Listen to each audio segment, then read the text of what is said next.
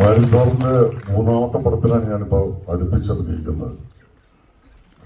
അപ്പൊ എനിക്ക് മനസ്സിലായി മാരി സാറിന് പട്ടിയൻ എന്നെ ഉപേക്ഷിച്ചിട്ട് പടം എടുക്കാൻ പറ്റില്ല. എല്ലാ പടത്തിലും ഇതൊക്കെ വേണമെന്ന് വിളിക്കുന്ന നിർബന്ധമാണ്.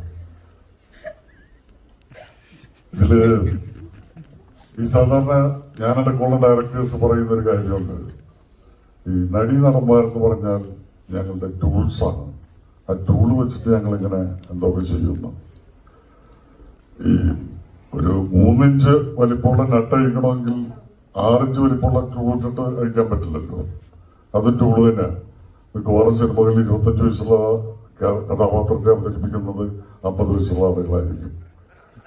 പക്ഷെ മാരിയുടെ പടത്തില് ഇവരൊക്കെ ഗംഭീരമായിട്ട് അഭിനയിച്ചിട്ടുണ്ട്. പശുപതി സാറ്, ധ്രുവ്, രജീഷ, ഇവരൊക്കെ ഗംഭീര പെർഫോമൻസ് ആണ്. ഞാനും പക്ഷെ അതിനേക്കാൾ അത്ഭുതകരമായി തോന്നി ഞാൻ ഈ കർണനിലാണ് ആദ്യം അഭിനയിച്ചത്, പിന്നെ മാമനില്.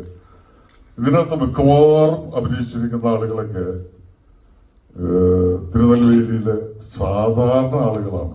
അല്ലെങ്കിൽ മാരിയുടെ കൂടെ നടക്കുന്ന ഫ്രണ്ട്സ്, അസിസ്റ്റന്റ് ഡയറക്ടേഴ്സ്, അവരുടെയൊക്കെ പെർഫോമൻസ് കണ്ടു കഴിഞ്ഞാൽ ഞെട്ടി തകർന്ന് തരിപ്പണായിപ്പോ. ഓരോ കഥാപാത്രത്തിൽ ഇതാണ് വള്ളി എന്ന് പറയുന്ന എന്റെ സുഹൃത്ത്, വള്ളി അസോസിയേറ്റ് ആണ്. പക്ഷെ വള്ളിയുടെയൊക്കെ പെർഫോമൻസ് കണ്ടിട്ട് ഞാൻ ഞെട്ടിപ്പോയിട്ടുണ്ട് ഈ പടത്തില്.